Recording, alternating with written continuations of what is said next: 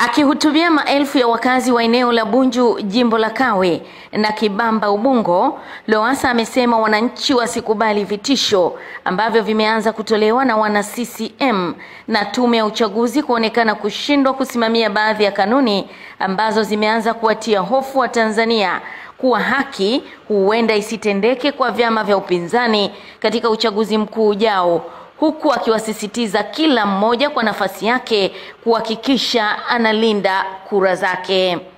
Watu wengi wana mashaka ya uchaguzi utakavyokuwa, lakini mashaka haya yanatokana na jeuri ya wapinzani wetu ya kuamini kama wana maarifa ya kupigia kura.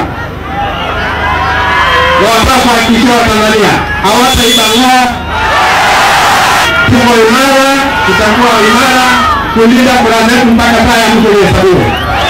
Kazi ya vijana wanasema mabadiliko. Kazi ya vijana nchi nzima kupiga kura na kulinda kura zetu kwa nguvu zetu zote.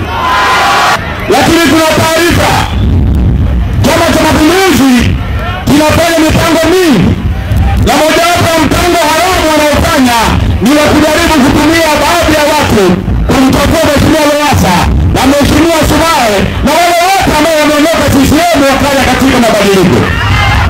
Mpuuze kauli za hao wote wanaotumika sasa hivi kama mamluki, watu wamefika mbele. Sawa.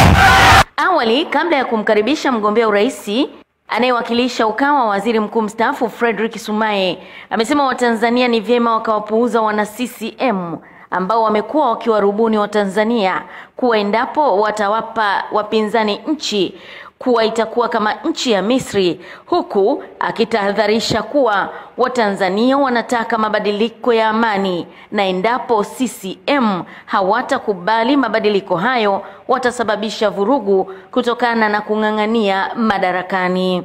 CCM hawafanyi vizuri, lakini wanang'ang'ania madaraka. Hali ya namna hiyo ni hatari sana. Nimemsikia Mheshimiwa Magufuli akisema kwamba mkichagua hawa wapinzani mnaweza mkaipeleka nchi kama mahali Libya ilipo. Sasa mimi nataka mumwambie hivi, nchi ya Libya, nchi ya Misri na Tunisia zilifika pale zilipofika kwa sababu waliokuwa kwenye madaraka hawataki kuachia madaraka, walikuwa na